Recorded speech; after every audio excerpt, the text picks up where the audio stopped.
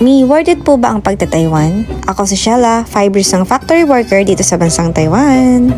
Worth it po ba ang pagta-Taiwan? Madaming katanungan tungkol dyan. Para sa akin, worth it ang pagta-Taiwan. Dahil dati nangangarap lang ako magkaroon ng bahay kubo at balang araw magkakaroon din kami nito. Dating pangarap lang, ngayon ay meron na. Pangarap lang namin magkakubo pero masigit pala doon yung pangarap para sa amin. Ginawa niyang daan na makapag-Taiwan kaming mag-asawa para ipagkaloob yung bagay na ninanais niya para sa amin. Kubo lang pero binigay niya sa amin ay 4 na apartment. Ibang-iba talaga kung mag-plan si Lord. May mga surprises. Kailangan mo ding lakipan ng gawa at pagsisikap.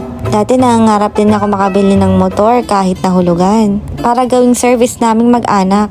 Iba din yung plano ni Lord, nakaka-amaze. Binigyan niya kami ng isang sasakyan. Malaking tulong talaga at malaki yung pagbabago nung nag-Taiwan kami. Dahil sa Taiwan, naaabot namin yung mga pangarap namin sa buhay. Nagbunga yung pagtsatsaga namin, pagsisikap namin, at ito na yun.